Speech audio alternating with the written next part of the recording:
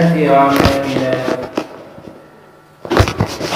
من يهده الله فلا مضل له ومن يضلله فلا هادي له ونشهد أن لا إله إلا الله وحده لا شريك له ونشهد أن سيدنا وحبيبنا وشفيعنا وسندنا وإمامنا ومولانا محمدا عبده ورسوله صلى الله تبارك وتعالى عليه وعلى آله وأصحابه وبارك وسلم تسليما كثيرا كثيرا. أما بعد فأعوذ بالله من الشيطان الرجيم. بسم الله الرحمن الرحيم. لقد جاءكم رسول من أنفسكم عزيز عليه ما عنتم حريص عليكم بالمؤمنين رؤوف رحيم. صدق الله العلي العظيم.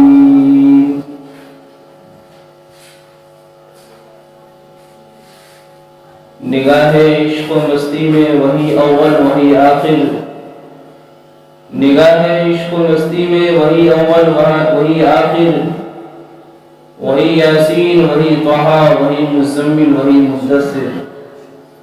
اللهم صل على سيدنا ومولانا محمد وعلى آل سيدنا ومولانا محمد وبارك وسلم.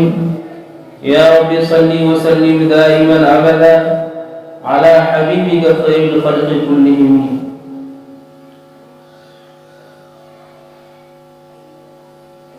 انتہائی عزت و احترام کے مستحق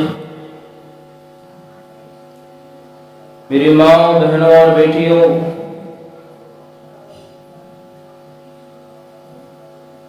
آج کی یہ مجلس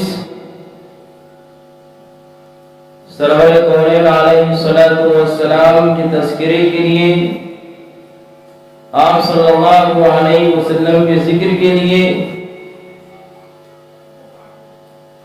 اور آپ صلی اللہ علیہ وسلم کی سیرت طیبہ پر کچھ روشنی ڈالنے کے لیے یہ مجلس منعقد ہوئی ہے. یہ ہمارے لیے اور آپ کے لیے انتہائی خوش قسمتی کی بات ہے، خوش بختی کی بات ہے کہ اللہ تعالیٰ نے ہمیں اور آپ کو ایسی مجلس میں بیٹھنے کی توفیق دی، ایسی مجلس منعقد کرنے کی توفیق دی. اللہ تعالیٰ مجلس منعقد کرنے والے احباب کو بھی جزائے خیر دے اور اس کے اندر شریک ہونے والے سبھی کو جزائے خیر دے. اللہ تعالیٰ ہم سب کو عمل کی توفیق عطا فرمائے. یہ مجلس خاص طور سے آپ ہی کے لیے یعنی ماں بہنوں اور بیٹیوں کے لیے منعقد ہوئی ہے، خواتین کے لیے، اس لیے اصل مخاطب آپ ہی ہیں.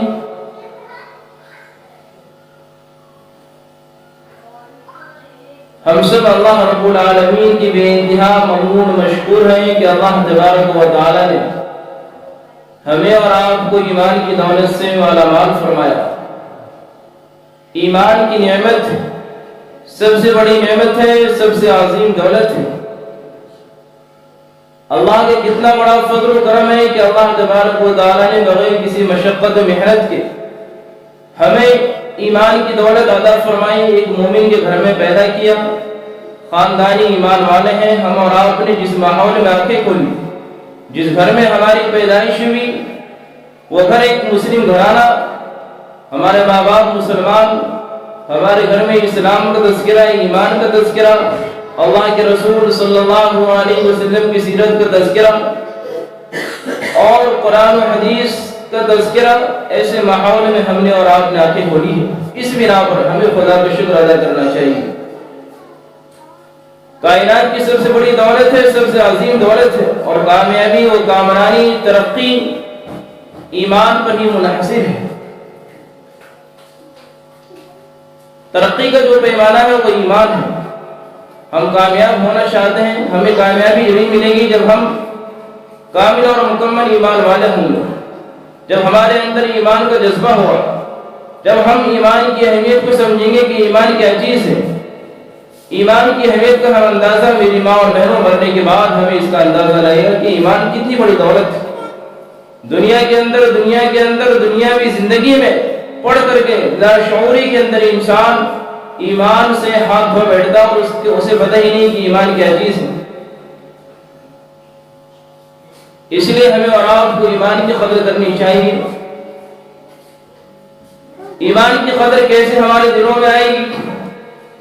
جب ہم اور آپ جناب نبی کریم صلی اللہ علیہ وسلم کی زندگی کا مطالعہ کریں گے، آپ صلی اللہ علیہ وسلم کی سیرت کا مطالعہ کریں گے، آپ صلی اللہ علیہ وسلم کی زندگی کو پڑھیں گے اور ہماری زندگی بھی جناب نبی کریم صلی اللہ تعالی علیہ وسلم کی زندگی کے مطابق ہو جائے، ہماری زندگی میں آپ صلی اللہ علیہ وسلم کی سیرت آ جائے، مردوں کی زندگی میں بھی، عورتوں کی زندگی میں بھی، بچیوں کی زندگی میں بھی، اور بڑی عمر کے جو لوگ ہیں ان کی زندگی میں بھی جب تک حضور کی سیرت نہ آ جائے میری ماں اور بہنوں ہم اور آپ کامیاب نہیں ہو سکتے۔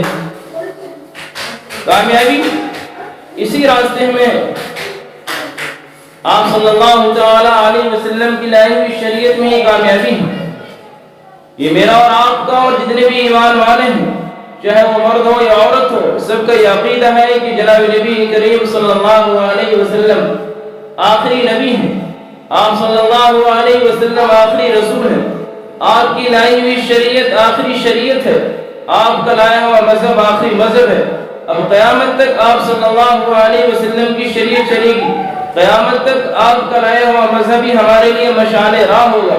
کامیابی و کامرانی اور فلاح و بہبود آپ صلی اللہ علیہ وسلم کی لائی ہوئی تعلیمات میں مضمر۔ اس سے ہٹ کر کے کامیابی کہیں اور نہیں ہے۔ اگر ہم اور آپ جناب نبی کریم صلی اللہ علیہ وسلم کی سیرت کو چھوڑ کر کے کسی اور نبی کی سیرت کو، کسی اور نبی کی لائی ہوئی شریعت پر عمل کریں گے تو ہم کامیاب نہیں ہو سکتے۔ آپ صلی اللہ علیہ وسلم سے پہلے جتنے انبیاء کرام علیہم السلام آئے وہ سب اپنے اپنے وقت کے اعتبار سے، اپنے اپنے علاقے اور زمانے کے اعتبار سے، خود قرآن کریم میں اللہ رب العالمین نے فرمایا وَإِن مِّنْ أُمَّةٍ إِلَّا خَلَا فِيهَا نَذِيرٌ، کہ دنیا میں کوئی قوم ایسی نہیں گزری جس میں اللہ تبارک و تعالیٰ نے کسی نہ کسی ڈرانے والوں کو نہ بھیجا ہو۔ یہ اللہ کا دستور رہا، اللہ کا طریقہ رہا کہ اللہ تبارک و تعالیٰ نے جب اللہ نے انسانوں کی تخلیق کی، کائنات کی تخلیق کی، اور کائنات کی تخلیق کے بعد اللہ تبارک و تعالیٰ نے جب انسانوں کو وجود بخشا تو اللہ تعالیٰ نے انسانوں کو تنہے نہیں چھوڑ دیا، بلکہ انسانوں کی ہدایت کے لیے، رہبری کے لیے، رہنمائی کے لیے، ضلالت و گمراہی سے نکالنے کے لیے، رشد و ہدایت کے لیے، اور صراط مستقیم یعنی سیدھے راستے پر گامزن کرنے کے لیے، جنت کی طرف لے جانے والے اعمال کرنے کے لیے اللہ تبارک و تعالیٰ نے سیدنا حضرت آدم علیہ نبینا علیہ السلام سے لے کر جناب نبی کریم صلی اللہ تعالی علیہ وسلم تک کم و بیش سوالات انبیاء کرام علیہ السلام کو دنیا میں بھیجا، اور ہر نبی کو اللہ نے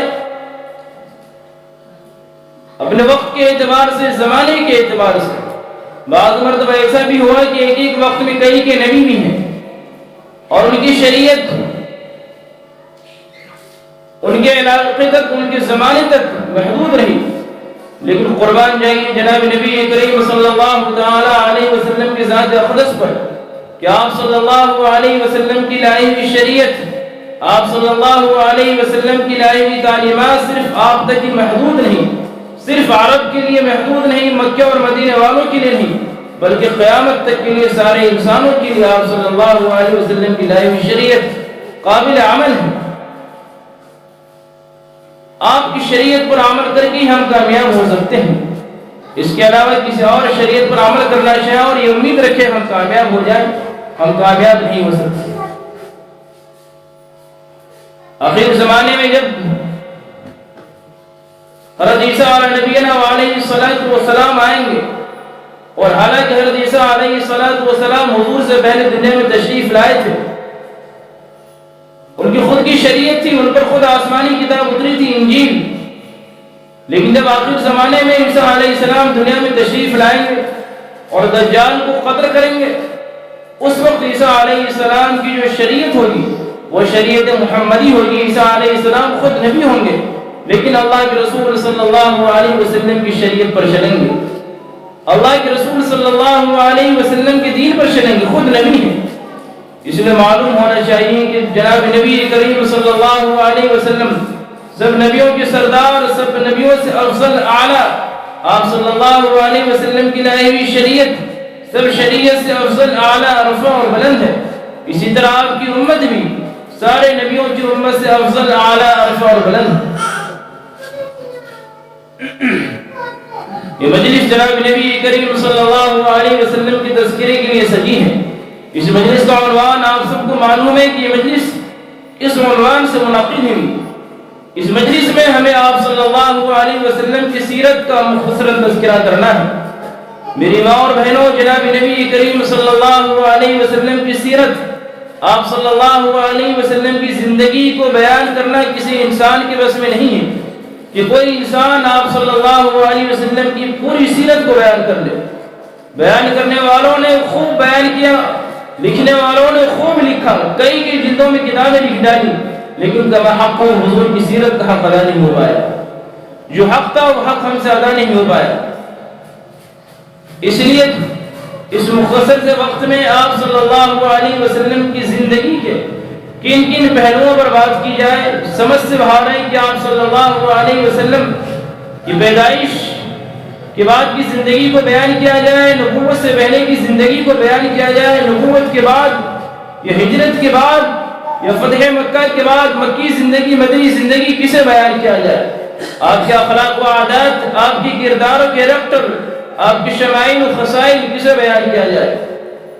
آپ کی قیادت، سیادت اور سیرت کسے بیان کیا جائے. لیکن مختصراً آپ کے سامنے چند باتیں میں اس لحاظ سے عرض کروں گا کہ ہو سکتا ہے اللہ تعالیٰ کسی نہ کسی کو اس کے ذریعے فائدہ پہنچائے اور کوئی نہ کوئی عمل کر لے جو ہمارے لیے راہ نجات بن جائے، ذریعہ نجات بن جائے. ہم سب اس وقت مستحق ہیں کہ ہم آپ صلی اللہ علیہ وسلم کی سیرت کو پڑھیں، سنیں، عمل کریں. آپ صلی اللہ علیہ وسلم کی پیدائش عرب کے اس ماحول میں ہی ہوئی جس ماحول کے اندر ضلالت و گمراہی عام تھی، کفر، شرک اور بت پرستی عام تھی. ایسے ماحول میں آپ صلی اللہ علیہ وسلم کی پیدائش ہوئی جہاں خاندان در خاندان لڑائیاں چلی آ رہی تھی. اگر کسی خاندان میں لڑائی چھڑ گئی، باپ نے لڑائی چھڑی تو پوتوں پر جا کر کی بھی لڑائی ختم نہیں ہوتی تھی. ایسے ماحول میں آپ صلی اللہ علیہ وسلم کی پیدائش ہوئی. اس ماحول میں میرے نبی کی پیدائش ہوئی جس ماحول میں شراب کو لوگ فخر کی چیز سمجھتے تھے. جس کے یہاں جتنی پرانی شراب ہوتی تھی لوگ اسے زیادہ معزز سمجھتے تھے. ایسے ماحول میں حضور کی پیدائش ہوئی جہاں جہالت عام تھی.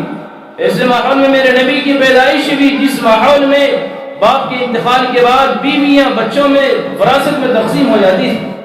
ایسے ماحول میں اس نبی کی پیدائش ہوئی جس ماحول میں بچی کی پیدائش کو لوگ مایوس سمجھتے تھے. جس میں کسی کے ہاں اگر بیٹی پیدا ہو جائے تو لوگ مایوس سمجھتے تھے، اس عورت کو ہی برا والا کہتے تھے اور اس مرد کو ہی برا والا کہتے تھے.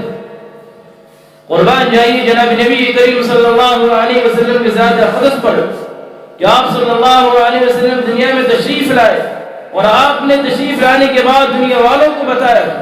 آپ نے پوری انسانیت کو انسانیت کا پاٹھ پڑھایا، انسانیت کا سبق پڑھایا اور آپ نے لوگوں سے فرما دیا. خود قرآن کریم میں اللہ رب العالمین نے جناب نبی کریم صلی اللہ علیہ وسلم کے بارے میں فرمایا وَمَا رَسَلْنَاكَ إِلَّا رَحْمَةً لِلْعَالَمِينَ کہ ہم نے آپ کو دونوں جہان کے لیے رحمت بنا کر کے بھیجا ہے. آپ دنیا میں تشریف لائے، آپ کے آنے کے بعد کفر شرک کا خاتمہ ہوا، ظلم و ستم کا خاتمہ ہوا، بت پرستی کا خاتمہ ہوا، زنا اور فحاشی اور عریانیت کا خاتمہ ہوا. اور میری ماں اور بہنوں، آپ صلی اللہ علیہ وسلم کی پیدائش حضرت عیسیٰ علیہ نبینا علیہ السلام کی پیدائش سے 571 سال کے بعد آپ کی پیدائش ہوئی. آپ صلی اللہ علیہ وسلم کی پیدائش سے 50 روز قبل خانہ کعبہ کے منہدم کرنے کا واقعہ پیش آیا جو بڑا مشہور معروف واقعہ ہے کہ ابرہا نے خانہ کعبہ کو منہدم کرنے کی کوشش کی اور لشکر لے کر کے گیا. اور ناکامی ملی، جس کے نتیجے میں قرآن کریم میں اللہ نے اس کے پورے واقعے کو بیان فرمایا سورہ فیل کے اندر، الم تر کیف فعل ربک باصحاب الفیل۔ آپ صلی اللہ علیہ وسلم کی پیدائش سے 50 روز قبل کا یہ واقعہ ہے۔ آپ صلی اللہ علیہ وسلم کی پیدائش عرب کے معزز گھرانے میں، معزز خاندان میں، خاندان بنو ہاشم اور قبیلہ قریش میں آپ صلی اللہ علیہ وسلم کی پیدائش ہوئی۔ آپ کے والد حضرت عبداللہ آپ صلی اللہ علیہ وسلم کی وفات سے پہلے ہی دنیا سے تشریف لے جا چکے تھے۔ گویا آپ صلی اللہ علیہ وسلم یتیمی کی حالت میں پیدا ہوئے، اور آپ کی پیدائش کی تاریخ میری ماں اور بہنوں اختلاف ضرور ہے کہ 12 ربیع الاول کو پیدائش ہوئی، 9 کو پیدائش ہوئی، 8 کو پیدائش ہوئی، لیکن وفات میں سارے مورخین کا اتفاق ہے کہ آپ کی وفات، آپ کا وصال 12 ربیع الاول کو ہی ہوا۔ آپ کی پیدائش مکہ مکرمہ کے اندر عبد المطلب کے گھرانے اور عبد المطلب کے بیٹے عبداللہ کی آپ کی پیدائش ہوتی ہے۔ 20 اپریل یا 22 اپریل پیر کا دن صبح صادق کے وقت آپ صلی اللہ علیہ وسلم کی پیدائش ہوئی، اور آپ کی پیدائش کے بعد آپ کی والدہ نے آپ کا نام احمد رکھا، اور آپ کے دادا عبد المطلب نے آپ کا نام محمد رکھا۔ یہ دونوں نام بڑے پیارے اور اچھے نام تھے، عرب کے اندر آج تک کسی نے بھی وہ نام نہیں رکھا تھا۔ آپ کے دادا عبد المطلب نے کہا یہ دونوں نام ایک اچھے نام، اور عرب میں آج تک کسی نے نہیں رکھا، اور میں چاہتا ہوں کہ جس طرح یہ نام ایک انوکھا نام ہے، میرا بیٹا بھی انوکھا کارنامہ انجام دے۔ چنانچہ عرب کے دستور کے مطابق آپ صلی اللہ علیہ وسلم کی پرورش، عرب کے اندر ایک رواج تھا کہ بچوں کی پرورش کے لیے شہری ماحول سے باہر دیہاتی ماحول میں بچوں کو ڈالتے تھے، تاکہ وہاں بچے کی زبان صاف ہو جائے، اس کے اعضاء مضبوط ہو جائے۔ چنانچہ عرب کی رواج کے مطابق آپ صلی اللہ علیہ وسلم کی پرورش ہونی تھی، اور آپ صلی اللہ علیہ وسلم کی گود لینے کا مسئلہ آیا۔ حضرت حلیمہ دائی حلیمہ سعدیہ رضی اللہ تعالی عنہ کا نام آپ لوگوں نے سنا ہوگا۔ حضرت حلیمہ سعدیہ رضی اللہ عنہ جو قبیلے بنو سعد سے تعلق رکھتی ہیں، وہ بھی قافلے کے ساتھ آئی مکہ مکرمہ کے اندر، اور ان کے ساتھ کی عورتوں نے ان بچوں کو گود لیا جو بچے ہر اعتبار سے مضبوط تھے، جن کے والدین حیات تھے اور جن کی یہاں سے امید تھی کہ کچھ نہ کچھ رقم مل جائے، اور آپ صلی اللہ علیہ وسلم کو سب نے لینے سے انکار کر دیا۔ حضرت حلیمہ بھی آپ کے پاس آئی، انہوں نے بھی دیکھا کہ یہ بچہ یتیم ہے، اور یتیم ہے تو اس کی کفالت کے سلسلے میں اور رقم وغیرہ کون دے۔ چنانچہ حضرت حلیمہ سعدیہ نے بھی لینے سے انکار کر دیا۔ آخری وقت جانے کا وقت، حضرت حلیمہ سعدیہ کے ہاتھ کچھ نہیں لگا، ان کے شوہر نے کہا حلیمہ واپس جانا مناسب نہیں، آپ اس بچے کو لیتے چلے۔ چنانچہ حضرت حلیمہ سعدیہ نے حضور اکرم صلی اللہ علیہ وسلم کو گود لیا، اور میری ماں اور بہنوں، تاریخ کی کتابوں میں لکھا ہے وہ حلیمہ سعدیہ جو آئی تھی تو خود انتہائی کمزور تھی، لاغر تھی، دبلی پتلی تھی۔ ان کے خود کے جو بچے تھے، چھوٹے بچے جو گود میں، وہ خود بھوکے رہتے تھے۔ حضور صلی اللہ علیہ وسلم کی برکت دیکھیے کہ حضرت حلیمہ سعدیہ رضی اللہ تعالیٰ عنہ خود صحیح ہو گئی، اور ان کے بچے جو بچے خود بھوکے رہتے تھے، ان کے بچے بھی شکم سیر ہونے لگے، اور حضور صلی اللہ علیہ وسلم بھی شکم سیر ہونے لگے۔ وہ گدھی جس پر حضرت حلیمہ سعدیہ رضی اللہ عنہ بیٹھ کر کے آئی تھی اپنے قبیلے والوں کے ساتھ، جو پورے راستے میں وہ گدھی انتہائی کمزور تھی کہ جس کی وجہ سے قافلے والوں کو پریشانی ہوتی تھی، اب وہ گدھی حضور صلی اللہ علیہ وسلم کی برکت سے سب سے آگے چل رہی، وہ سواری حضور کی برکت سے۔ ان کے ساتھ کی عورتوں نے کہا حلیمہ ہم پر رحم کرو، کیا یہ وہی سواری نہیں ہے جس پر تم آئی تھی؟ حضرت حلیمہ نے کہا یہ وہی سواری ہے جس پر میں آئی تھی، لیکن سواری وہی ہے، سوار بدل گئی۔ حضور کا معجزہ اور حضور کی برکتیں دیکھی۔ حضور صلی اللہ علیہ وسلم تشریف لائے، اور حضرت حلیمہ سعدیہ رضی اللہ عنہ کے گھر میں برکتوں کا ظہور ہوا۔ حضرت حلیمہ سعدیہ اپنے گھر جاتی ہے، اور گھر جانے کے بعد وہاں دیکھتی ہے وہ بکری جو بالکل دودھ دینے کے قابل نہیں تھی۔ اس بکری کے اندر بھی اللہ نے اتنا دودھ اتار دیا کہ اب پورا حلیمہ سعدیہ رضی اللہ عنہ کا گھر شکم سیر ہونے لگا۔ تقریباً 4 سال کی عمر تھی آپ صلی اللہ علیہ وسلم کی۔ حضرت حلیمہ سعدیہ رضی اللہ عنہ کے بچوں کے ساتھ کھیل رہے تھے، 2 فرشتے آئے، جناب نبی کریم صلی اللہ علیہ وسلم کو لٹایا اور لٹانے کے بعد آپ صلی اللہ علیہ وسلم کے سینے مبارک کو چاک کیا، جسے شق صدر کے نام سے کتابوں میں آپ نے پڑھا ہوگا واقعہ شق صدر۔ آپ صلی اللہ علیہ وسلم کے سینے مبارک کو چاک کیا، قلب مبارک کو نکالا گیا اور اسے دھویا گیا اور اس کے اندر نور حکمت کو اللہ تعالیٰ نے بھر دیا۔ یہ وہ دور بچپنا کا دور ہے کہ ان دنوں میں بچے کو عموماً بچے کی فطرت ہوتی کھیل کود کی طرف۔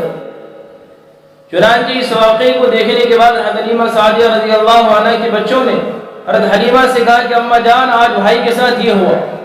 حضرت حلیمہ گھبرا گئی اور گھبرا کر کے حضور صلی اللہ علیہ وسلم کو مکہ مکرمہ ان کی والدہ کے پاس لے آئی۔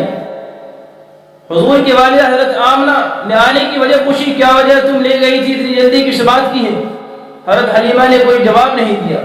حضور کی والدہ کی اصرار پر حضرت حلیمہ نے جواب دیا اور یہ واقعہ پیش آیا۔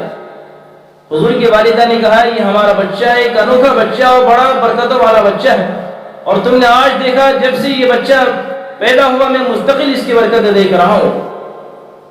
جب یہ بچہ حمل بھی تھا، پیٹ میں تھا، جب میں اس کی برکتیں دیکھ رہا ہوں۔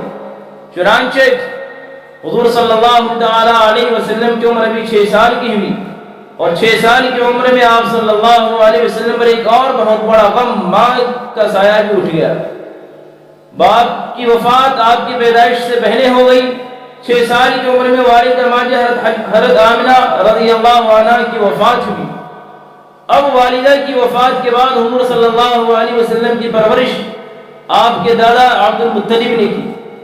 تقریباً 2 سال دادا کی آغوش میں رہے، دادا کی شفقت میں رہے، اور 2 سال کے بعد دادا عبد المطلب کا انتقال ہو گیا۔ 8 سال کی عمر میں میری ماں اور بہنوں حضور کی زندگی اٹھا کر کے دیکھی۔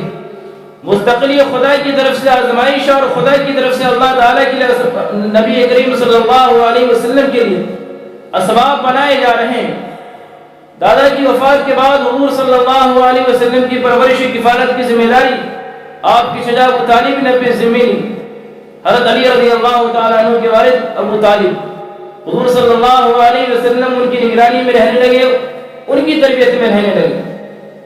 آپ صلی اللہ علیہ وسلم بچپن سے ہی شریف تھے، شرم و حیا کے بےگر تھے۔ آپ صلی اللہ علیہ وسلم لہو العلم، کھیل کود سے کوسوں دور تھے۔ جناب نبی کریم صلی اللہ علیہ وسلم ان بچوں کی طرح نہیں تھے جو بچے کھیل کود کریں۔ آپ صلی اللہ علیہ وسلم سارے بچوں سے ہٹ کر کے تھے۔ آپ کو شروع سے ہی بت پرستی سے نفرت تھی، شرک سے نفرت تھی، آپ ان چیزوں سے کوسوں دور تھے۔ آپ صلی اللہ علیہ وسلم کی زندگی کا ایک عجیب و غریب واقعہ حلف الفضول کا واقعہ ہے کہ آپ صلی اللہ علیہ وسلم 20 سال کی عمر میں تھے، نوجوان تھے، اور آپ صلی اللہ علیہ وسلم نے دیکھا کہ مکہ مکرمہ کے اندر ایک شخص نے ایک شخص کا مال لے لیا۔ چنانچہ آپ صلی اللہ علیہ وسلم نے نوجوانوں کی ایک ٹیم بنائی اور ان سارے نوجوانوں کو لے جا کر کے جنہوں نے جس کا مال ہڑپ لیا، آپ نے جا کر کے ان کا مال دلوایا۔ تو آپ صلی اللہ علیہ وسلم کی پوری زندگی اسی نہج پر گزری کہ آپ نے امت کے لیے، آپ نے انسانوں کی خدمت کے لیے اپنی زندگی وقف کر دی۔ آپ صلی اللہ علیہ وسلم مکہ مکرمہ کی ایک معزز خاتون حضرت خدیجہ رضی اللہ تعالی عنہ، جو بیوہ تھی اور امیر تھی، مالی اعتبار سے مضبوط تھی، تجارت کرتی تھی، انہیں کسی ایسے شخص کی ضرورت تھی جو ان کا مال لے جا کر کے تجارت کرے اور اس کے اندر منافع میں شریک ہو۔ حضرت خدیجہ رضی اللہ تعالیٰ عنہ نے حضور صلی اللہ علیہ وسلم کو پیشکش کی۔ آپ صلی اللہ علیہ وسلم نے ان کی پیشکش قبول کی، اور حضرت خدیجہ رضی اللہ عنہ نے حضور کے ساتھ اپنے غلام کو لگا دیا خدمت کرنے کے لیے۔ واپسی پر ان کے غلام نے حضور صلی اللہ علیہ وسلم کی ساری صفات بیان کی، راستے میں جو ان کے معجزات دیکھے تھے، راستے میں جو اللہ تعالیٰ کی رحمت حضور پر برس رہی تھی۔ تو حضور صلی اللہ علیہ وسلم جہاں گئے دھوپ میں ہوتے، آپ صلی اللہ علیہ وسلم پیڑ آ کر کے آپ کا سایہ کرتا اور آپ کی برکتیں دیکھی۔ اس غلام نے حضرت خدیجہ رضی اللہ عنہ نے سارا واقعہ بیان کیا، اور اس سفر میں برکت بھی خوب ہوئی، اس تجارت میں خوب برکت بھی، منافع خوب ہوا۔ چنانچہ حضرت خدیجہ رضی اللہ عنہ جن کی عمر 40 سال تھی اور آپ صلی اللہ علیہ وسلم کی عمر 25 سال، انہوں نے حضور کے سامنے نکاح کی پیشکش کی۔ آپ صلی اللہ علیہ وسلم نے اپنے گھر والوں سے، اپنے چچا خواجہ ابو طالب سے مشورہ کیا اور اس کے بعد آپ صلی اللہ علیہ وسلم کا نکاح ہوا۔ میں عرض کر رہا تھا خدیجہ رضی اللہ عنہ جو باشعور سمجھدار خاتون تھی، 40 سال کی عمر ہے، اور حضور صلی اللہ علیہ وسلم کا پہلا نکاح ہو رہا 25 سال کی عمر ہے۔ آپ میں سے ہر شخص کو معلوم ہے کہ عموماً ہمارے معاشرے میں، ہمارے سماج میں لوگ بیوہ عورتوں سے شادی کرنے کو مایوس سمجھتے تھے، اور وہ شادی جو پہلی شادی جو پہلا نکاح ہے، چنانچہ معلوم ہونا چاہیے کہ جو لوگ میرے نبی صلی اللہ علیہ وسلم کی کردار پر انگلی اٹھاتے ہیں، ان کے لیے بہترین جواب ہے کہ اگر ہمارے نبی پر جو لوگ الزام تراشی کرتے ہیں، نعوذ باللہ ثم نعوذ باللہ کہ حضور نے اتنی شادیاں کی، انہیں جواب دیا جا سکتا ہے کہ میرے نبی نے اتنی شادیاں اس لیے کی کہ تاکہ بیویوں کے ذریعے، عورتوں کے ذریعے اسلام پھیلے پھولے ترقی ہو، کیونکہ عورتوں کے مسائل عورتوں کے ذریعے پھیلائے جائیں گے، مردوں کے مسائل تو مردوں کے ذریعے پھیلیں گے، لیکن جو عورتوں کے مسائل ہیں وہ عورتوں کے ذریعے بیان کیے جائیں گے۔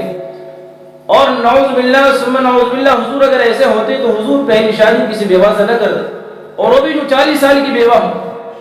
ہونا تو چاہیے تھا کہ اپنی سے کم عمر کسی لڑکی سے شادی کر دیں، لیکن آپ صلی اللہ علیہ وسلم ان ساری چیزوں سے پاک اور صاف تھے، شرم و حیا کے بغیر تھے، آپ صلی اللہ علیہ وسلم گناہوں سے کوس دور تھے۔ آپ پر جس طرح کے الزامات لگائے جاتے ہیں نعوذ باللہ ایسا کچھ نہیں ہے، دشمنوں کی سازش ہے میرے نبی کو بدنام کرنے کی۔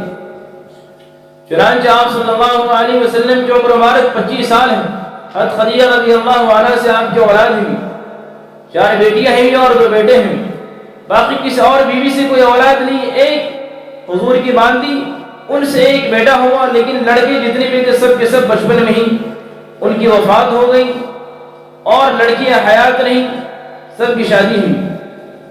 حضرت زینب، حضرت رقیہ، حضرت ام کلثوم اور فاطمہ رضی اللہ عنہن اجمعین، یہ آپ کی 4 بیٹیاں ہیں، اور بیٹے حضرت قاسم، حضرت عبداللہ، حضرت طاہر، یہ 3 بیٹے، اور یہ تینوں بیٹے بچپن میں انتقال کر گئے۔ اب آپ صلی اللہ علیہ وسلم عمر مبارک کی 40ویں سال پار کر چکے، 41ویں سال میں آپ نے قدم رکھا۔ اب یہ دور، یہ وہ زمانہ ہے جس زمانے میں آپ صلی اللہ علیہ وسلم پر اللہ تعالیٰ کی جانب سے خصوصی نعمتیں، آپ صلی اللہ علیہ وسلم پر اللہ تعالیٰ کی جانب سے خصوصی نعمتیں اور آپ کا خصوصی اکرام ہونے والا، یعنی نبوت سے سرفراز ہونے والے ہیں۔ 40 سال کی عمر ہو چکی ہے، حضور صلی اللہ علیہ وسلم ان دنوں میں تنہائی میں خوب رہتے تھے، عبادت کرتے تھے، اور غار حرا کے اندر مکہ مکرمہ میں غار حرا، اس میں آپ چلے جاتے تھے اور کئی دن تک وہاں اللہ کی عبادت اور بندگی کرتے تھے۔ ایک روز اسی غار میں تشریف فرمائے، حضرت جبریل علیہ السلام تشریف لائے، اور انہوں نے آنے کے بعد آپ صلی اللہ علیہ وسلم سے فرمایا اقرأ، اے نبی پڑھیے۔ حضور صلی اللہ علیہ وسلم پڑھے ہوئے نہیں، آپ نے فرمایا ما انا بقاری، میں پڑھا ہوا نہیں، میں کیا پڑھوں۔ حضرت جبریل علیہ السلام نے حضور صلی اللہ علیہ وسلم کو زور سے بھیشا دبایا، اور دبانے کے بعد چھوڑا۔ حضور فرماتے اس قدر زور سے دبایا بھیشا کہ ایسا لگا گویا میری جان نکل گئی ہوں۔ پھر فرمایا دوسری بار اقرأ، پھر حضور نے فرمایا ما انا بقاری، میں پڑھا ہوا نہیں ہوں۔ پھر حضرت جبریل علیہ السلام نے حضور کو زور سے بھیجا، دبایا اور چھوڑ دیا، اور فرمایا اقرأ۔ پھر حضور نے تیسری بار فرمایا ما انا بقاری، میں پڑھا ہوا نہیں ہوں۔ پھر جبریل نے زور سے بھیجا، دبایا، اور پھر فرمایا اقرأ بسم ربک الذی خلق، خلق الانسان من علق، اقرأ وربک الاکرم الذی علم بالقلم، علم الانسان ما لم يعلم۔ یہ سورہ علق 30ویں پارے کے اندر ہے، اقرأ بسم ربک الذی کے نام سے۔ اس سورت کی 5 آیتیں جو پہلی مرتبہ نازل ہوئی، اور جب آپ صلی اللہ علیہ وسلم کو نبوت ملی تو یہی 5 آیتیں پہلی اتری۔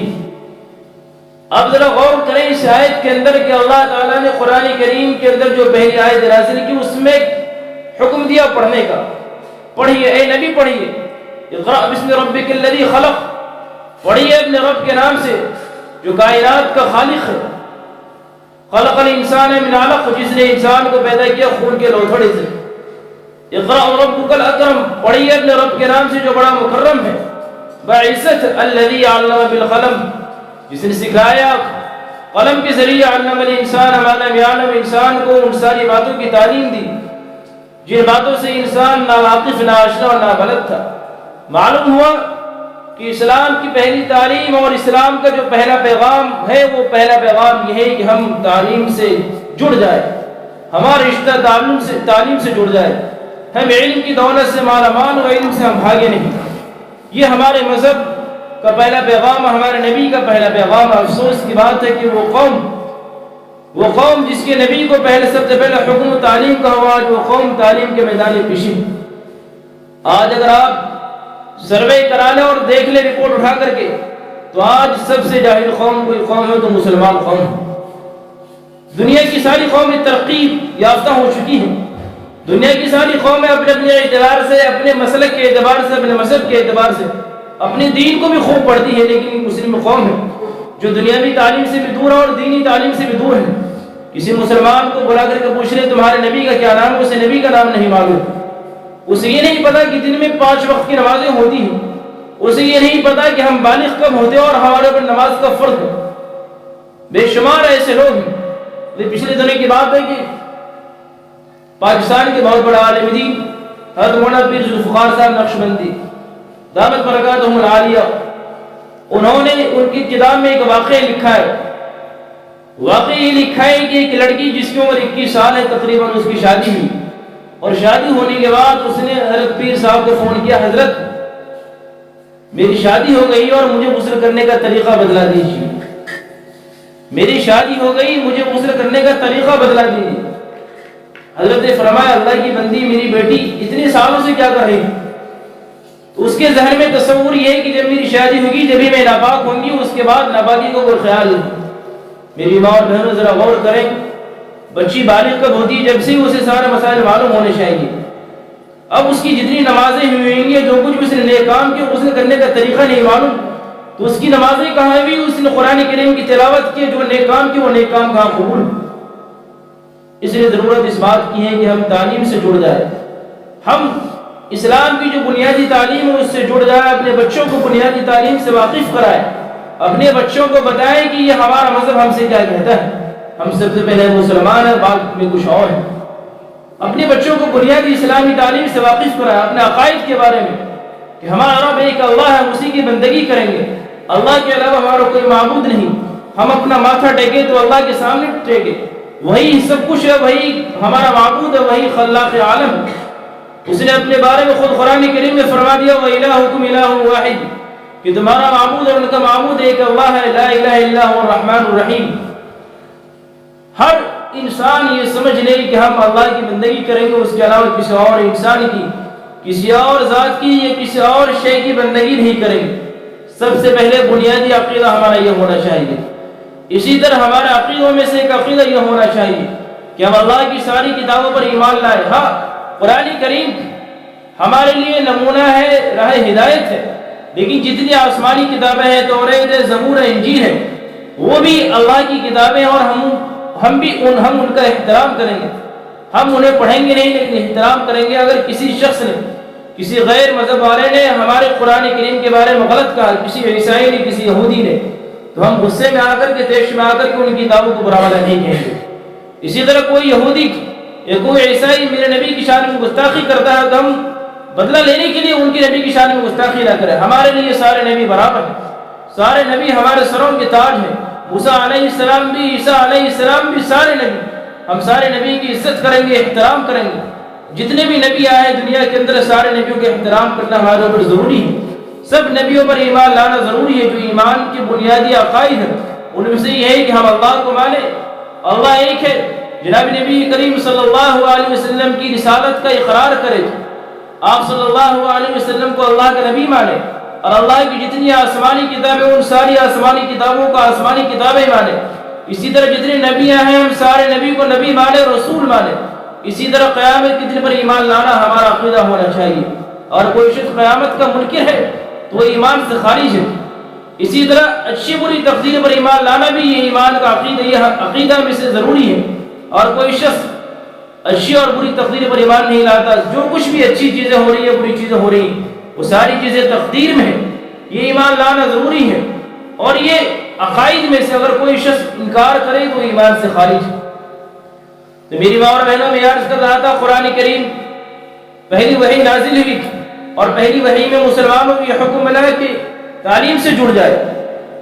آپ صلی اللہ علیہ وسلم غار حرا میں ہیں اور وحی نازل ہوئی، آپ صلی اللہ علیہ وسلم پسینے میں شرابور ہو گئے۔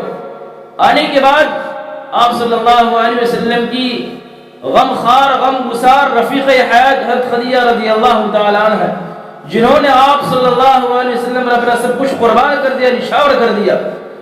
حضور نے حضرت خدیجہ سے فرمایا یا خدیجہ زملونی زملونی، اے خدیجہ مجھے کمبل اڑاؤ، مجھے کمبل اڑاؤ۔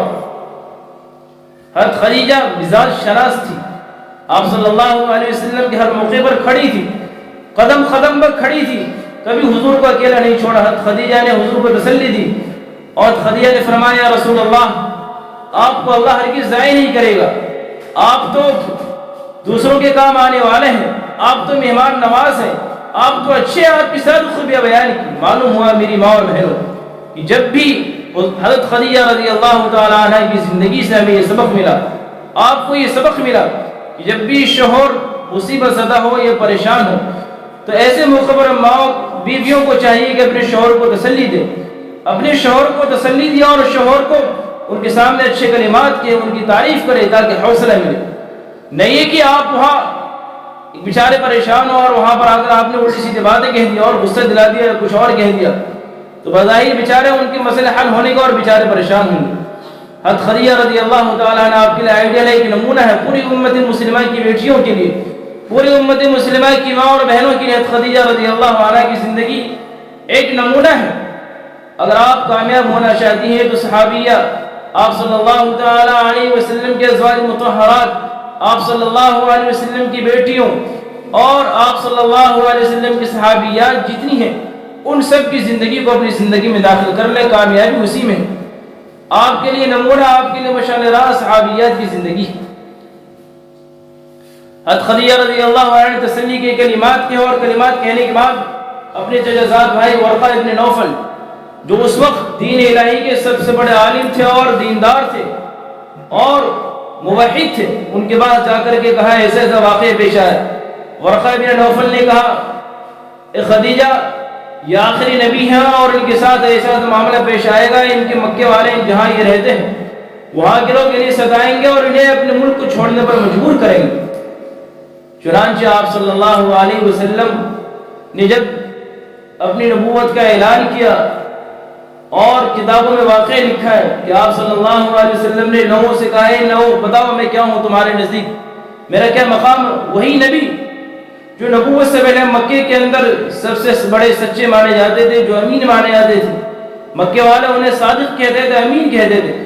آپ صلی اللہ علیہ وسلم نے سب لوگوں کو جمع کیا صفا نامی پہاڑی پر اپنے خاندان والوں کو اور فرمایا بتاؤ میرا مقام تمہارے نزدیک کیا ہے؟ سب نے کہا صادق الامین کہ آپ سچے ہیں، آپ امانت دار ہیں۔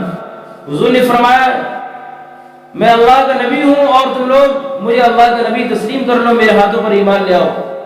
ابو لہب مجمع میں کھڑا ہوا اور اس نے کہا تبا لک لسائر اليوم لہذا جمعتنا، کہ تمہارا ستیہ ناس و تباہ و برباد، تم نے ہمیں اسی لیے جمع کیا۔ آپ صلی اللہ علیہ وسلم نے کچھ بھی جواب نہیں دیا اور آپ کی طرف سے اللہ رب العالمین نے ابو لہب کے جواب میں سورہ لہب نازل فرما دی تبت یدا ابی لہب وتب ما اغنى عنه ماله وما كسب سيصلى نارا ذات لهب وامرأته حمالة الحطب في جيدها حبل من مسد۔ یہ ابو لہب کے اسی جملے کے جواب میں اللہ رب العالمین نے قرآن کریم کے اندر ابو لہب کو جواب دے دیا۔ میری ماں اور بہنوں حضور صلی اللہ علیہ وسلم نے نبوت کا اعلان کیا، آپ صلی اللہ علیہ وسلم نے نبوت کا اعلان کیا۔ عورتوں میں سب سے پہلے خدیجہ رضی اللہ عنہ اسلام لاتی ہیں، مردوں میں حضرت صدیق اکبر رضی اللہ عنہ اسلام لے آئے، بچوں میں حضرت علی رضی اللہ عنہ اسلام لے آئے اور غلام میں حضرت زید رضی اللہ عنہ، باندیوں میں حضرت ام ایمن رضی اللہ عنہ اسلام لاتی ہیں۔ یہ وہ لوگ ہیں جو شروع میں اسلام لانے والے ہیں۔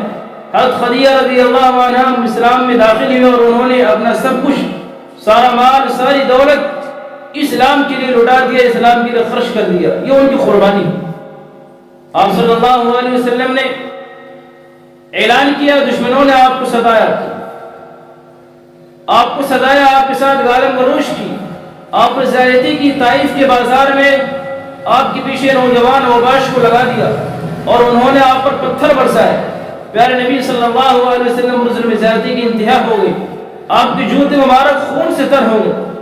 لیکن آپ صلی اللہ علیہ وسلم نے ان سب پریشانی جھیلنے کے بعد ایک لفظ بھی اف تلک نہیں کہا، کسی کے لیے آہ نہیں نکالی، کسی کو کچھ بھی نہیں کہا۔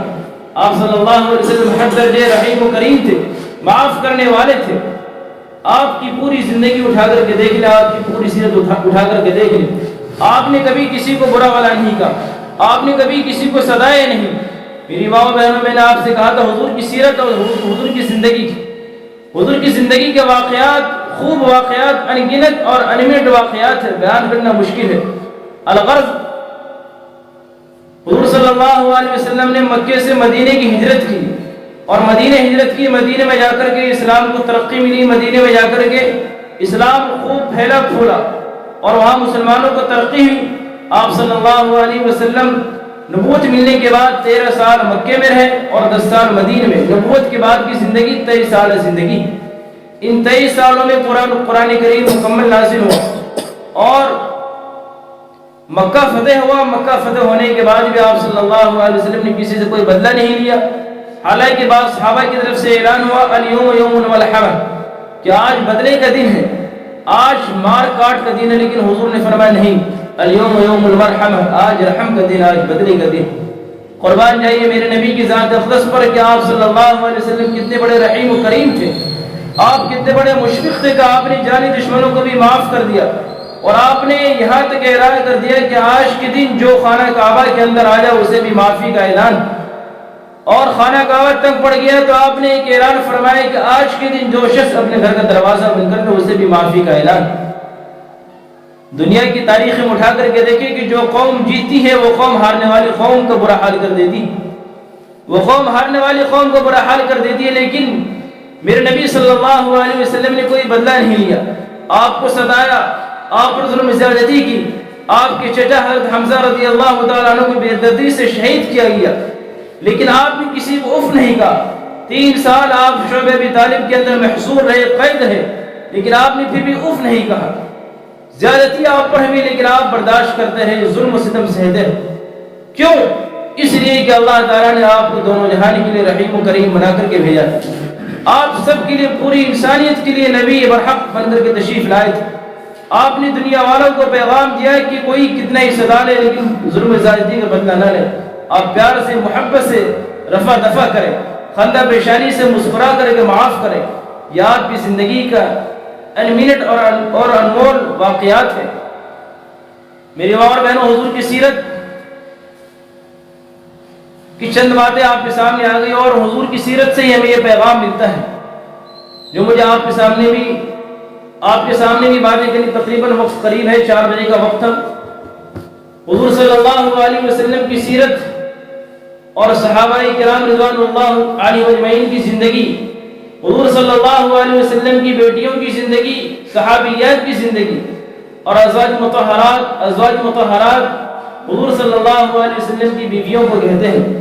ازواج مطہرات کی زندگی آپ کے لیے مشعل راہ ہے، نمونہ ہے، کامیابی و کامرانی اور ترقی کا زینہ ہے۔ کامیابی جبھی مل سکتی ہے جب آپ کی زندگی حضور کی سیرت اور صحابیہ کی سیرت سے ملی ہوئی ہو۔ حضور کی سیرت کیا، صحابہ کی زندگی کو اٹھا کر دیکھیں کہ صحابہ کرام نے حضور سے کیسا عشق کیا، حضور سے کیسی سچی محبت تھی۔ ایک صحابیہ حضرت خارجہ رضی اللہ تعالی عنہ، حضور سے محبت کی مثال دیکھیے، اسلام سے محبت کی مثال دیکھیے کہ ان کے 4 بچے تھے، اور ان چاروں بچوں سے اپنے بچوں کو بلایا اور اپنے بچوں سے کہا کہ میرے بچوں، جس طرح تم میرے پیٹ سے پیدا ہوئے اسی طرح تمہارے باپ بھی ایک ہی ہے۔ میں نے تمہارے باپ کے ساتھ خیانت نہیں کی، تمہاری ماں میں ہی ہوں اور تمہارے باپ بھی ایک ہی ہیں، اور میں تمہیں یہ حکم دیتی ہوں کہ اب تم سب کے سب کل میدان کارزار میں کام آنا، دشمنوں کے مقابلے میں کھڑے ہو جانا اور میدان کارزار میں تم کام آ جانا۔ چنانچہ اگلے دن میدان کارزار میں، جنگ کے میدان میں، ان کے بچوں نے ایک کے بعد دیگر 4 بچوں نے جام شہادت نوش کیا۔ ایک کے بعد دیگر وہ چاروں بچے اپنی ماں کی نصیحت کو اشعار میں گنگناتے تھے اور میدان کارزار میں کود جاتے تھے۔ چاروں نے جام شہادت نوش کیا۔ ان کی ماں کو اطلاع ملی، ماں نے کہا ہاں اب میں کامیاب ہو گئی، میرے کل روز محشر میں اپنے بچوں کے ساتھ رہوں گی۔ یہ قربانی ماؤں کی تھی۔ عمرو بن جموح رضی اللہ تعالیٰ عنہ صحابی رسول، ان کی بیوی ہند،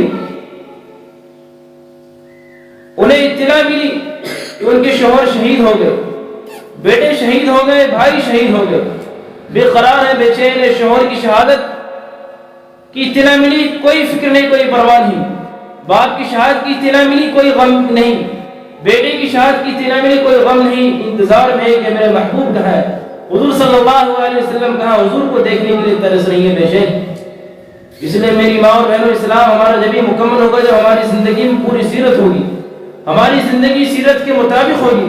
آپ صلی اللہ علیہ وسلم کی زندگی کیسی تھی، اماں عائشہ کی زندگی کیسی تھی، اماں خدیجہ کی زندگی کیسی تھی، اماں فاطمہ کی زندگی کے بارے میں ایک دفعہ کی بات ہے، حضور صلی اللہ علیہ وسلم کی مجلس لگی ہوئی ہے اور مجلس میں یہ بات چھڑ گئی، یا رسول اللہ صلی اللہ علیہ وسلم، سب سے بہترین عورت کون ہے؟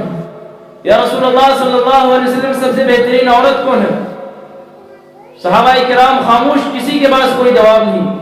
مجلس کے اندر حضرت علی رضی اللہ تعالیٰ عنہ بھی تھے۔ حضرت علی رضی اللہ عنہ فوراً دوڑتے دوڑتے گھر گئے اور اپنی اہلیہ حضور صلی اللہ علیہ وسلم کی لخت جگر حضرت فاطمہ رضی اللہ عنہ سے کہا کہ ابا کی مجلس میں یہ بحث چھڑی ہوئی ہے کہ سب سے بہترین عورت کون ہے؟ حضرت فاطمہ رضی اللہ عنہ نے فرمایا، سب سے بہترین عورت وہ ہے جس نے نہ کسی غیر مرد کو دیکھا ہو اور نہ کسی غیر مرد نے اسے دیکھا ہو۔ میری ماں اور بہنوں، وہ بھی عورت تھی، وہ کوئی اور مخلوق نہیں تھی، فرشتے نہیں تھی، یہ جنات نہیں تھی، کبھی آپ سوچے، وہ بھی انسان تھی، اللہ نے انہیں بھی مٹی سے پیدا کیا اور آپ کو مٹی سے پیدا کیا۔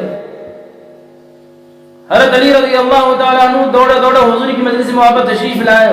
حضرت علی نے فرمایا، رسول اللہ صلی اللہ علیہ وسلم، بہترین عورت وہ ہے جسے کسی مرد نے نہ دیکھا ہو اور نہ اس نے کسی مرد کو دیکھا ہو۔ حضور نے پوچھا، علی یہ جواب تمہیں کس نے دیا؟ حضرت علی نے فرمایا، حضور فاطمہ نے کہا۔ حضور نے کہا، صدقت فاطمہ، صدقت فاطمہ، فاطمہ نے صحیح کہا، اور یہ امید فاطمہ سے ہو سکتی تھی، یہ فاطمہ سے امید کی جاتی تھی۔ کہ میری ماں اور بہنوں، حضرت فاطمہ رضی اللہ عنہ آپ کے لیے ماڈل ہے، آپ کے لیے آئیڈیل ہے، نمونہ ہے، آپ ان کی تقلید کریں گی تو کامیاب ہو جائیں گی۔ آپ اپنے گھروں کے اندر دیکھیں، گھریلو زندگی اٹھا کر کے دیکھیں، گھروں کے اندر کس قدر بگاڑ ہے، بگاڑ کی وجہ کبھی آپ نے دیکھی؟ حدیث کے اندر ہے، جناب نبی کریم صلی اللہ علیہ وسلم نے شوہر کے مقام کو بیان کرتے ہوئے ایک موقع پر فرمایا، اس امت میں کسی کے لیے سجدہ جائز نہیں، اگر سجدہ کرنا جائز ہوتا ہے اس امت میں کسی کے لیے تو میں بیوی کو حکم دیتا ہے کہ وہ اپنے شوہروں کو سجدہ کرے، حالانکہ شوہر کو سجدہ کرنا نہیں آیا ہے۔ شوہر کا احترام کرے، انہیں عزت کی نگاہ سے دیکھیں۔ اگر آپ اپنے گھر کو جنت جیسا ماحول بنانا چاہتی گھر کے اندر، اگر آپ چاہتی گھر جنت بن جائے تو آپ شوہر کا احترام کریں، گھریلو ماحول میں ادھر ادھر نہ پڑیں اور ایک دوسرے کی عزت کریں، احترام کریں۔ یہ رشتے ناتے، میں آپ سے عرض ہوں، یہ رشتے ناتے جس کے اندر آج بگاڑ پوری قوم کے اندر، آج جو لڑائیاں چل رہی ہیں بہو میں اور نندوں میں اور جو ساس میں، اس کی وجہ کیا؟ کبھی آپ نے غور و فکر کیا کیا اس لڑائی کر کے کامیابی مل جائے گی؟ 50 سال 60 سال 70 سال کی زندگی ہے، اور کبھی آپ نے غور و فکر کیا کہ ہماری پوری زندگی ایک دوسرے کو نیچے دکھانے میں چلی جائے گی، اور مرنے کے بعد اللہ رب العالمین کیا منہ دکھائیں گے؟ آپ جناب نبی کریم صلی اللہ علیہ وسلم کے سامنے کیا منہ لے کر کے جائیں گے؟ حضرت فاطمہ رضی اللہ عنہ کے سامنے جو آپ کی سردار ہوں گی جنت میں، جنت کی عورتوں کی سردار حضرت فاطمہ رضی اللہ عنہ ہے، ان کے سامنے کیا منہ لے کر کے جائیں گی؟ حضور صلی اللہ علیہ وسلم نے تو اپنی بیٹی سے فرما دیا، یا فاطمہ تم دنیا میں نیک عمل کر کے آنا، یہ مت سمجھنا کہ میں نبی کی بیٹی ہوں تو میں بخشائی ہو جاؤں گی۔ میری ماں اور بہنوں، کامیابی جبھی ملے گی آپ کے اعمال کے ذریعے۔ کوئی یہ نہ سوچے کہ میں فلاں کی بیٹی ہوں، جب نبی کی بیٹی کے لیے کوئی یہ نہیں ہے تو میرا اور آپ، میرے گھر کے اور آپ کے گھر کے عورتوں کی کیا حیثیت ہے؟ حدیث کے اندر، من بطأ به عمله لم يسرع به نسبه، جس کا عمل کمزور ہوگا اس کا نسب اسے کام نہیں دے گا۔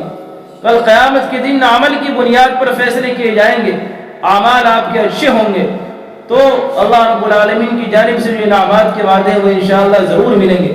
اور اگر اس والی زندگی میں، میاں بیوی والی زندگی میں، شادی شدہ کے بعد کی جو زندگی ہے، ان زندگی میں اختلاف، کھٹاس اور نفرت کو آپ نے جنم دیا، ایک دوسرے لڑائی کر کر کے ایک دوسرے کے ساتھ زیادتی کی، ایک دوسرے کو نیچے دکھانے کی کوشش کی، تو یاد رکھیں یہ دنیا ہے، یہ دنیا ہے اور یہ یہاں آپ نے جیسا کیا کل آپ کے ساتھ ویسا ہی ہوا. یہ دنیا بدلے کی جگہ ہے. اس دنیا میں اگر آپ نے اچھا کیا تو آپ کے ساتھ، اگر آپ نے آج اپنی جوانی کے نشے میں چور ہو کر کے آج آپ نے ساس کی بے حرمتی کی یا کسی اور کی ناقدری کی، تو یاد رکھیے کل آپ کو بھی بڑھاپے کے دور سے گزرنا پڑے گا، اور کل آپ کو بھی انہیں مرحلوں سے گزرنا پڑے گا، اور آپ کے بچے بھی اور آپ کی بہویں بھی آپ کے ساتھ وہی برتاؤ کریں گی جو آج آپ اپنے گھر والوں کے ساتھ برتاؤ کریں گے. اسلامی تعلیمات کا تقاضا یہ ہے کہ ہم اپنے نبی کی سیرت کو داخل کریں، اپنی بچیوں کی اچھی تربیت کریں. تربیت کے حوالے سے میری ماں اور بہنوں میں آپ کو بتا دوں، جتنی بھی مائیں ہیں اور جو شادی شدہ عورتیں اپنی بچیوں کے لیے، اپنے بچوں کے لیے فکر مند ہو جائے، ان کے لیے فکر مند ہو جائے، کیونکہ آپ عورتوں کے بارے میں آتا ہے کہ ماں کا گود بچے کا پہلا مدرسہ ہے. اگر آپ نے اچھی تربیت کر دی تو بچے کامیاب ہو جائیں گے، اور آپ نے تربیت نہیں کی تو بچے کامیاب نہیں ہوں گے. باپ تو بیچارے گھر سے باہر ہوتے ہیں، گھر سے بچوں کا تعلق زیادہ تر ماؤں سے ہوتا ہے. جو بچیاں جوان ہو چکی ہیں، جوانی کی دہلیز پر ہیں، 12 سال 14 سال کی بچیاں جو اسکول اور کالج کی بچیاں ہیں، جو اسکول اور کالج میں جا رہی ہیں، آپ ان کی نگرانی کریں، یہ آپ کی ذمہ داری ہے. آپ اپنی بچیوں کی فکر کریں.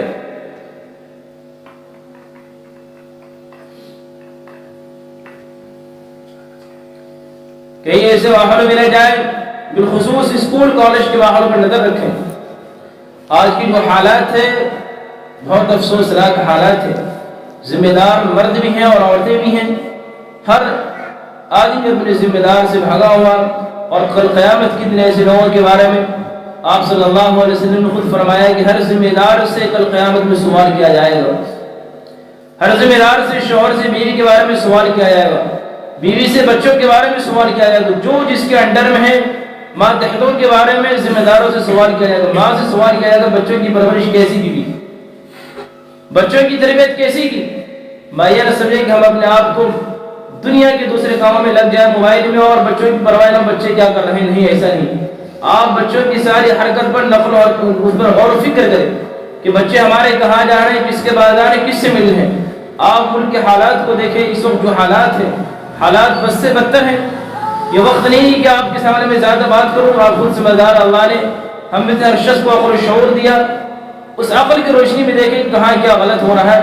بے شمار ہمارے بچے اسلام سے پھر رہے ہیں. میری بچیاں بھی یہاں پر کالج کی بچیاں بھی ہیں. میں آپ سے بھی دو چند باتیں عرض کروں کہ آپ خدا کے واسطے اپنے ایمان کی حفاظت کریں. آپ خدا کے واسطے اپنے ایمان کی حفاظت کریں. دنیاوی چکروں میں نہ پڑیں. آپ پڑھنے جائیں، پڑھائی سے مطلب رکھیں، اور اپنے ماں باپ کا نام روشن کریں. آپ کوئی ایسی حرکت نہ کریں کہ جس سے ماں باپ کی عزت اچھل جائے، ماں باپ کی پگڑی اچھل جائے.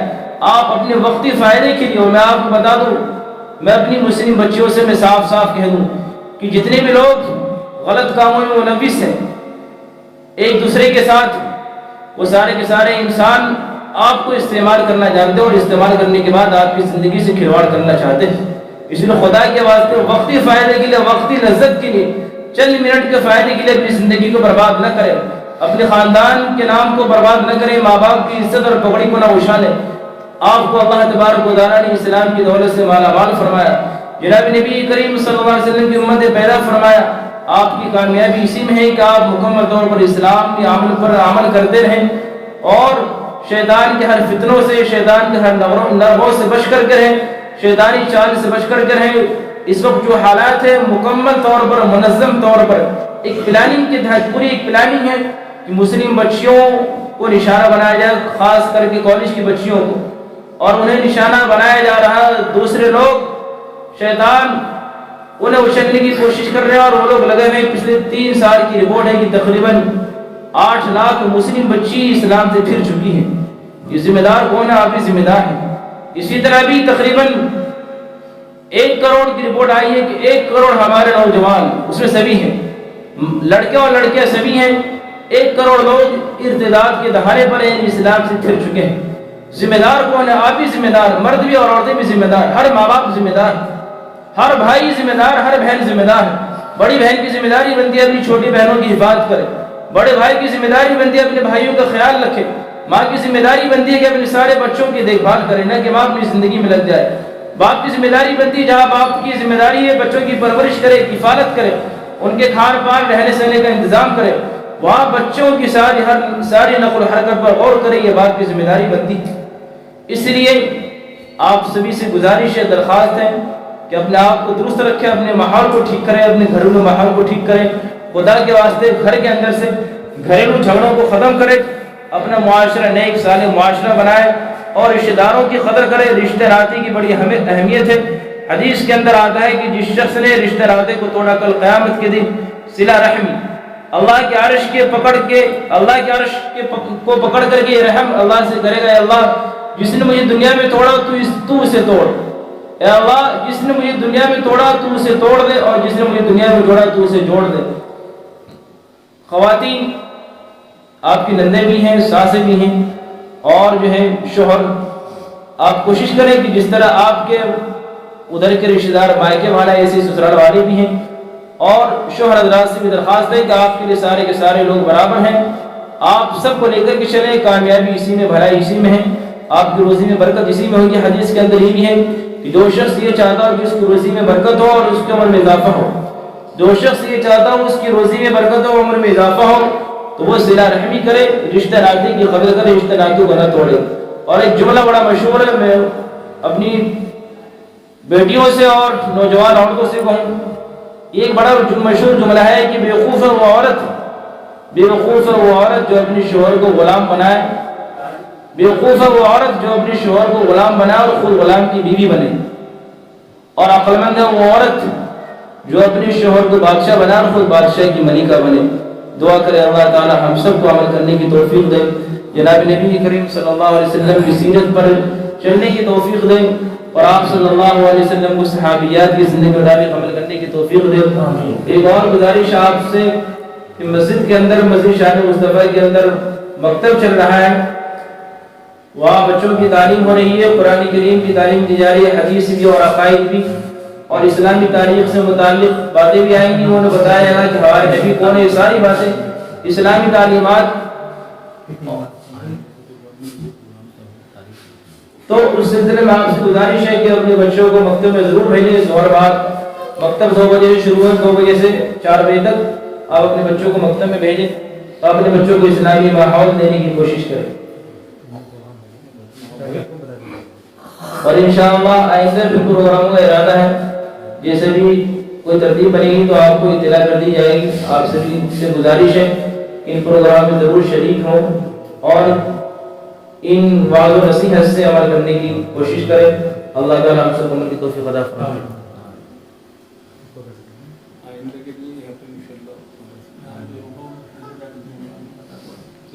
دعا کر لیں، ضرور شریف پڑھ لیں۔